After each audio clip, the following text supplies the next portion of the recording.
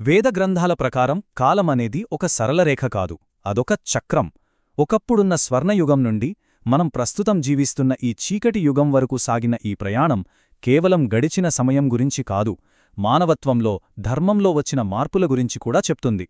పదండి, ఈ 4 గొప్ప విశ్వయుగాల వెనుకున్న ఆసక్తికరమైన విషయాలను తెలుసుకుందాం. అసలు యుగాలు ఎందుకు మారాలి?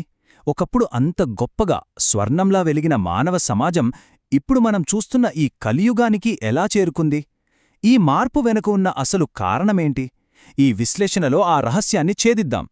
సరే, ఈ కాలచక్రంలో మన ప్రయాణం ఎలా సాగబోతుందో ఒకసారి చూద్దాం. మనం ఈ 4 యుగాలను ఒక్కొక్కటిగా చూస్తాం. ప్రతి యుగం యొక్క ప్రత్యేకతలు ఏంటి, అవి ఒకదానినుంచి మరొకదానికి ఎలా మారాయో వివరంగా తెలుసుకుందాం. వేదగ్రంథాల ప్రకారం కాలమనేది 4 యుగాల చక్రంలా తిరుగుతూ ఉంటుంది. ప్రతి యుగానికి ఒక ప్రత్యేక దైవావతారం ఉంటుంది. కాని ఇక్కడ ఇంకా ఆసక్తికరమైన విషయమేంటంటే, జ్యోతిష్య శాస్త్రం ప్రకారం ప్రతి యుగానికి ఒక గ్రహరాజు, ఒక మంత్రి కూడా ఉంటారు. వాళ్ల మధ్య ఉన్న సంబంధమే ఆ యుగం యొక్క స్వభావాన్ని నిర్ణయిస్తుందన్నమాట. మన ప్రయాణాన్ని మొదటి యుగంతో మొదలుపెడదాం. అదే కృతయుగం. దీన్నే సత్యయుగమని కూడా అంటారు. అన్నింటికన్నా పరిపూర్ణమైన, ధర్మబద్ధమైన యుగమిది. ఒకసారి ఆ సంఖ్య చూడండి, 17,27,000 సంవత్సరాలు. అమ్మో, మన ఊహకే అందని కాలం కదా ఇది. ఆ కాలంలో ప్రపంచం పరిపూర్ణంగా ఒక స్వర్గంలా ఉండేదట. ఇప్పుడు చూడండి, ఈ యుగం ఎందుకంత గొప్పదో ఇక్కడే మనకు అర్థమవుతుంది. రాజు ఎవరంటే సూర్యుడు, అంటే తేజస్సు, శక్తికి అధిపతి.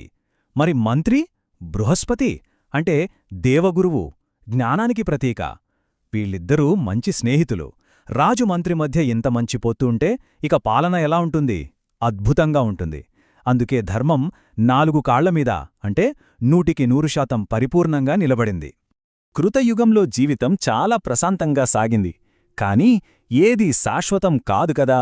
మరి పతనం ఎలా మొదలైంది? ఇక్కడే అసలు ట్విస్టుంది. కొంతమంది ఋషులు తమ తపస్సుకి భంగం కలిగిస్తున్నారని కొందరిమీద కోపంతో వాళ్లని రాక్షసులుగా పుట్టమని శపించారు. చూసారా? ఒక్క క్షణం కోపం, ఆ ఒక్క శాపమే రాబోయే యుగంలో అధర్మానికి, సంఘర్షణకు బీజం వేసింది. కృతయుగంలో వేసిన చిన్న విత్తనం త్రేతాయుగంలో పెద్ద చెట్టులా పెరిగింది. ధర్మం నెమ్మదిగా క్షీణించడం ఇక్కడే మొదలైంది. త్రేతాయుగం దాదాపు 13 లక్షల సంవత్సరాలు కొనసాగింది. ఇక్కడ గమనించాల్సిన విషయం ఏంటంటే, ధర్మం ఒక పాదాన్ని కోల్పోయింది. అంటే 4వ వంతు ధర్మం నాశనమైంది. ఇక గ్రహాల విషయానికొస్తే రాజు కుజుడు, మంత్రి శుక్రుడు. ఇక్కడే రసలు సమస్య మొదలైంది. ఈ స్లైడ్ ఆ యుగపు సంఘర్షణను మొత్తం చెప్తేస్తుంది. రాజు కుజుడు ఒక యోధుడు, సత్యవంతుడు. కాని అతని మంత్రి శుక్రుడు రాక్షసుల గురువు. అంతేకాదు, కుజునికి బద్ధశత్రువు. ఒక టీంలో కెప్టెన్, వైస్ కెప్టెన్ ఒకరికొకరు శత్రువులైతే ఆ టీం గెలుస్తుందా? అలాగే రాజ్యంలో రాజు మంత్రి మధ్య శత్రుత్వముంటే పాలన ఎలా ఉంటుందో ఊహించుకోండి. ఆ సంఘర్షణే త్రేతాయుగం. రాజు, మంత్రి మధ్య ఉన్న ఈ వైరం వల్ల ఏం జరిగిందంటే, రాక్షసులకి అలుసొచ్చింది. శుక్రుడి అండతో వాళ్లు రెచ్చిపోయి ఋషుల యజ్ఞాలను పాడుచేశారు. ఈ అధర్మాన్ని అంతం చేయడానికే శ్రీరాముడు అవతరించాడు, రావణుడిని సంహరించాడు. కాని ఈ మొత్తం సంఘర్షణలో ఇంకో పావు వంతు ధర్మం కూడా నశించిపోయింది. ఇప్పుడు మనం 3వ యుగమైన ద్వాపరయుగానికి చేరుకున్నాం. ఇక్కడ ధర్మం యొక్క పతనం మరింత వేగవంతమైంది. ద్వాపరయుగం 8,64,000 సంవత్సరాలు కొనసాగింది. ఇప్పుడు చూడండి, ధర్మం సరిగ్గా సగానికి సగం నశించింది. కేవలం 2 పాదాలపై మాత్రమే నిలబడి ఉంది. ఈ యుగానికి రాజు చంద్రుడు కాగా, మంత్రి బుధుడు. ఇక్కడ కూడా అదే కథ. రాజు, మంత్రి మధ్య తీవ్రమైన వైరుధ్యం. రాజు చంద్రుడు, గురువర్గానికి చెందినవాడు, కళలకు అధిపతి. కాని మంత్రి బుధుడు, శనివర్గానికి చెందినవాడు మరియు చంద్రుని శత్రువు. బుధుడు అంటేనే తెలివితేటలు. కాని ఇక్కడ ఆ తెలివిని చెడు కోసం, మోసం కోసం ఉపయోగించాడు. బుధుడి ప్రభావం వల్ల ఈ యుగమంతా మోసంతో నిండిపోయింది. అతను దుష్టులకు క్షుద్ర విద్యలు, మాయలు నేర్పించి సమాజాన్ని నాశనం చేశాడు. అందుకే దీన్ని మంత్రయుగమని కూడా అంటారు. ఈ అధర్మాన్ని, ఈ మాయను అంతం చేసి ధర్మాన్ని నిలబెట్టడానికే స్వయంగా శ్రీకృష్ణుడు అవతరించాల్సి వచ్చింది. ఇక మనం చివరి యుగానికి, అంటే మనమిప్పుడున్న యుగానికి వచ్చేశాం. కలియుగం, అంధకార యుగం. అవును, శాస్త్రాలు చాలా స్పష్టంగా చెబుతున్నాయి, మనమిప్పుడు జీవిస్తున్నది ఈ చివరి అత్యంత సవాలుతో కూడిన కలియుగంలోనే. కలియుగం 4,32,000 సంవత్సరాలుంటుంది. ఇక ఈ యుగానికి పాలకులు ఎవరంటే రాజు శని, మంత్రులు రాహువు కేతువు. వీరంతా కఠినమైన పాపగ్రహాలు.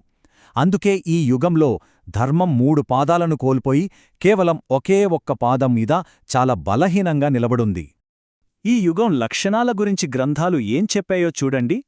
పాలకులు దొంగల్లా ప్రవర్తిస్తారు, కుటుంబ విలువలు నశిస్తాయి, హింస అసత్యం రాజ్యమేలుతాయి, పాపం చెయ్యడానిక్కూడా జనం భయపడరు, ఎలాగైనా ధనాన్ని సంపాదించినవాడే గొప్పవాడిగా కీర్తించబడతాడు. ఇవన్నీ మన చుట్టూ జరుగుతున్నాయా లేదా అన్నది ఆలోచించాల్సిన విషయం. అయితే ఈ మొత్తం చీకటిలో ఒక చిన్న వెలుగురేఖ కూడా ఉంది. కేతువు మంత్రిగా ఉన్న సమయంలో కొంతమంది మంచివాళ్లు, ధర్మాత్ములు పుట్టి సరైన దారి చూపించడానికి ప్రయత్నిస్తారట. అంటే ఈ చీకటి యుగంలో కూడా మంచి అనేది పూర్తిగా అంతరించిపోదు. సరే, కథ ఇక్కడితో అయిపోలేదు. ఎందుకంటే ఇదొక చక్రం. ప్రతి ముగింపు ఒక కొత్త ఆరంభానికి దారితీస్తుంది. ప్రవచనాల ప్రకారం కలియుగం చివరిలో భగవంతుడు కల్కిగా అవతరించి ప్రపంచంలోని చెడును నాశనం చేస్తాడు. ఆయన ధర్మాన్ని పునఃస్థాపించి కాలచక్రాన్ని రీసెట్ చేసి కొత్త సత్యయుగానికి, అంటే ఒక కొత్త స్వర్ణయుగానికి మార్గం సుగమం చేస్తాడు. మరి కృతయుగం నుండి కలియుగం వరకు సాగిన ఈ ప్రయాణం మనకు ఏం నేర్పుతోంది? ఈ చీకటంతా తొలగిపోయి మళ్లీ ధర్మం నిలబడినప్పుడు ఆ రాబోయే కొత్త స్వర్ణయుగం ఎలా ఉండబోతోంది? బహుశా ఈ యుగచక్రాన్ని అర్థం చేసుకోవడమే ఆ కొత్త ఆరంభానికి మనం సిద్ధపడటానికి మొదటి అడుగు కావచ్చు. ఏమంటారు?